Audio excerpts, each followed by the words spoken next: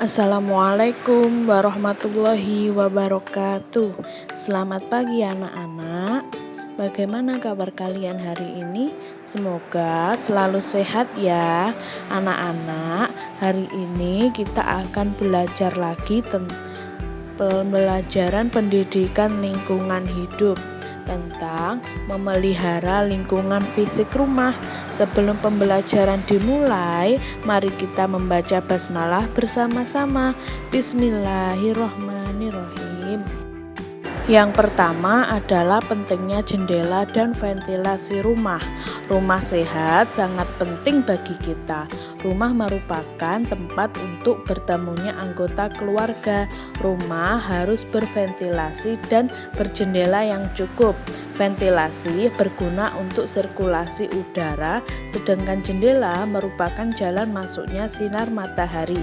Matahari pagi sangat menyehatkan bagi kita. 2. Ciri-ciri rumah sehat. Sudah sehatkah rumahmu? Rumah yang bagaimanakah dikatakan rumah sehat? Berikut adalah ciri-ciri rumah sehat. Yang pertama adalah sumber air.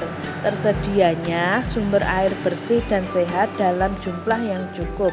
Ketersediaan air bersih minimal 60 liter per orang per harinya. B. Sirkulasi udara dan cukup cahaya.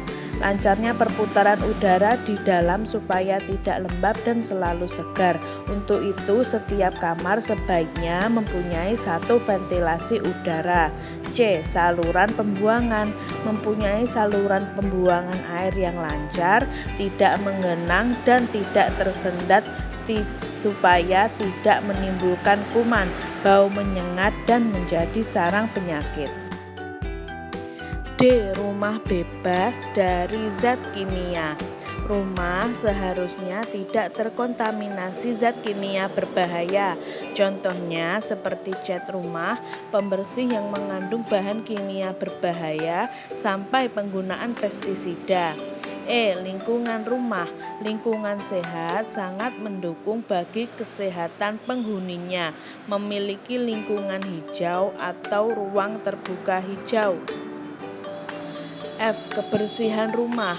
Kebersihan rumah harus terjaga, rapikan dan bersihkan setiap hari agar terbebas dari kotoran dan debu. G. Pembuangan limbah atau sampah. Tersedianya pembuangan limbah cair supaya tidak mencemari sumber air bersih, terhindar dari bau dan tanah tidak tercemar. 3. Memelihara lingkungan rumah. Lingkungan rumah harus dijaga kerapian dan kebersihannya. Bangun tidur, spray harus dirapikan, selimut dilipat, jendela dibuka supaya cahaya matahari bisa masuk dan udara dapat berganti.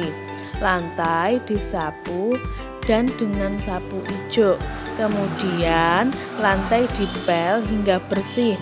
Halaman disapu menggunakan sapu lidi. Sampah dibuang sesuai jenisnya.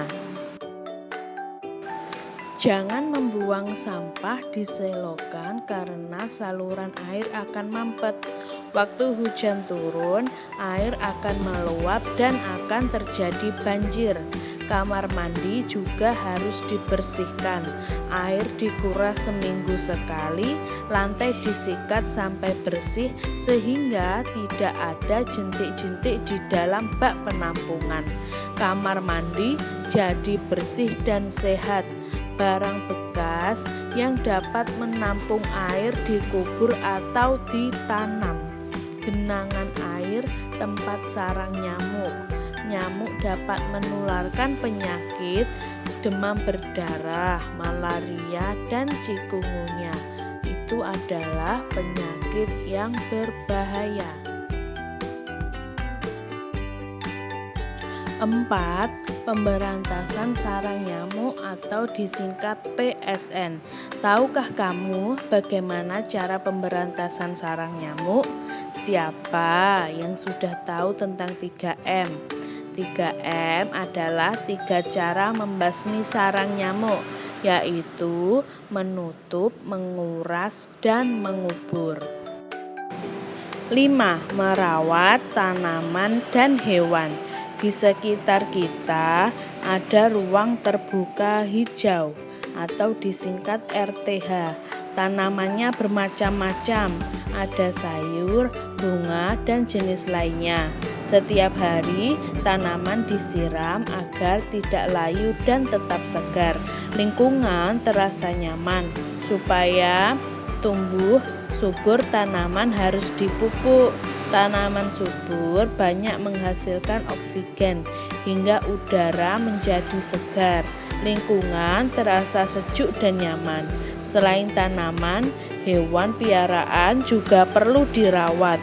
Hewan piaraan adalah hewan yang dipelihara untuk diambil manfaatnya. Ternak termasuk hewan peliharaan yang dibudidayakan. Sedangkan kebalikannya disebut hewan liar. Hewan piaraan harus diberi makan yang cukup dan dijaga kebersihannya. Nah, itu tadi anak-anak pembelajaran kita hari ini ya. Seperti biasa, untuk tugasnya akan Ustazah share di grup kelas. Selamat belajar, tetap semangat. Wassalamualaikum warahmatullahi wabarakatuh.